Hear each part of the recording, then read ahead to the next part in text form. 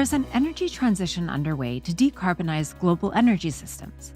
Under the Paris Climate Agreement, greenhouse gas emissions must be reduced to zero by the end of the century.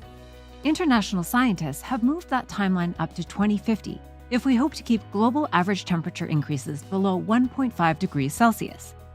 This transition is also being driven by several other factors, including the declining costs for distributed and renewable energy systems and emergence of advanced energy storage technologies, the convergence of digital communications and energy systems, allowing the development of smart grids, difficulties in siting new large-scale energy generation and transmission infrastructure, the impact of production and conversion losses on system efficiency, energy system resilience and adaptability to cope with extreme weather events, and concern for energy security, including issues of affordability, accessibility, and reliability. We discuss some of these trends and some others in the next module. Communities and land use planners are at the front line of integrating local, renewable, and conventional energy sources to affordably, cleanly, and efficiently meet future energy needs. Not all of the enabling technologies are new. Some have been around for many years, but were sidelined as we invested more heavily into centralized electricity and fossil fuel infrastructure. The Trias Energetica was first developed to guide energy-efficient building design, but has been adapted to address the overall energy productivity of a community using the following priorities. 1. Maximize end-use energy efficiency in homes, buildings, industry, and transportation. 2.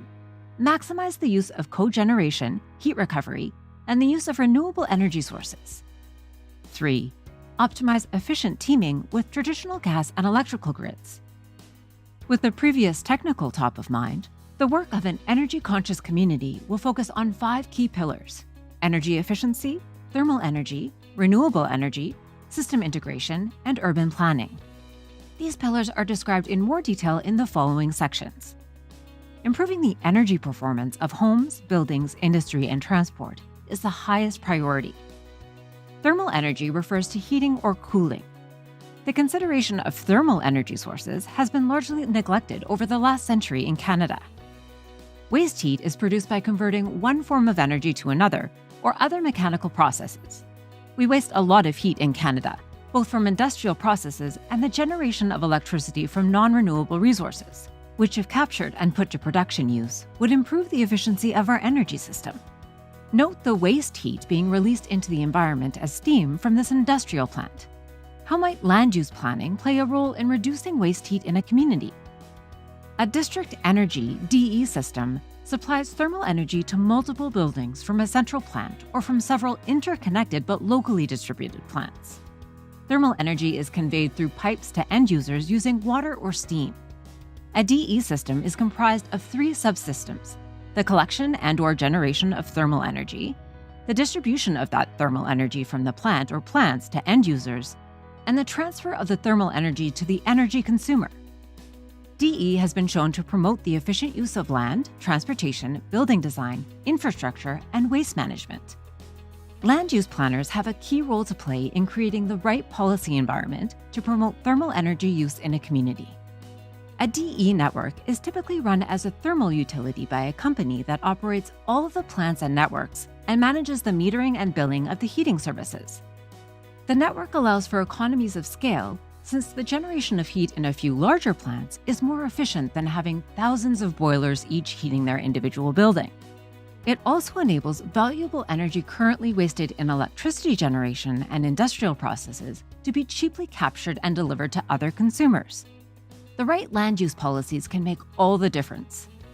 Combined heat and power, CHP, or sometimes referred to as cogeneration, produces electricity and thermal energy from a single fuel source, for example, natural gas or biomass. When electricity is generated in centrally located gas-fired power plants, more than 60% of the energy value is lost, mostly as heat at the point of generation and the remainder during transmission. This systemic inefficiency can be addressed by generating electricity locally and capturing the heat for use in a DE system. After the 1970s oil crisis, many European and Scandinavian countries reduced their reliance on imported fossil fuels by improving energy efficiency and making better use of local, renewable, and alternative fuel sources. For example, Copenhagen today meets 97% of the city's heating needs with DE systems. However, the total annual thermal energy being produced in Canada is approximately 1 to 2% of total building energy consumption for space heating, space cooling, and water heating. With 60% of the nation's energy being consumed for heating and cooling buildings, there are substantial opportunities for DE in Canada. With advances in technology, DE combined with CHP capacity can achieve double the efficiency of a traditional fossil fuel power plant. Further efficiencies can be achieved by producing thermal energy during off-peak periods and storing it for distribution when demand is high. A recent review of leading British Columbia communities confirmed the importance of DE in achieving community energy planning goals.